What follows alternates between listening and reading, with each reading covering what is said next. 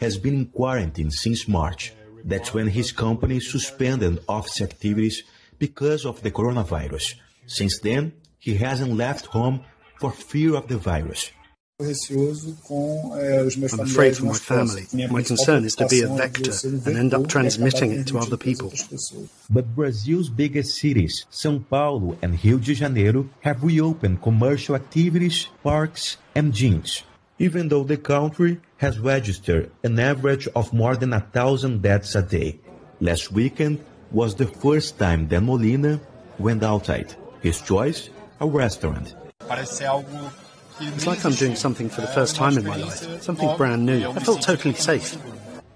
But less than 2 kilometers away, another reality. In a popular street market, overcrowding. To buy cheaper food, people put themselves at risk of infection. In just 20 minutes, Celita da Costa had contact with 3 vendors not wearing masks. This is a lack of education and love for the others, because if I don't take care of myself, I'll spread disease, and so pandemic will never end.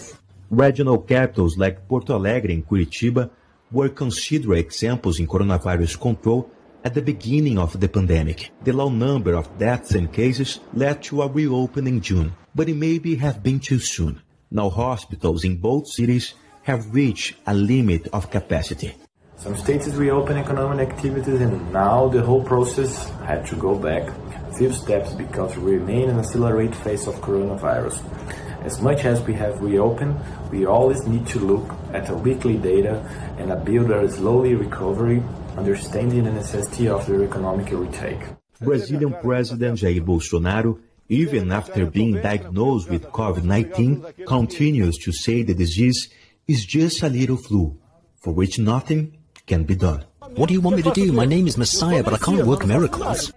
Meanwhile, a coalition of Brazilian health workers has lodged a complaint against Bolsonaro at the International Criminal Court in The Hague, accusing him of genocide and crimes against humanity for his response to the pandemic. Edgar Maciel for VOA News, São Paulo.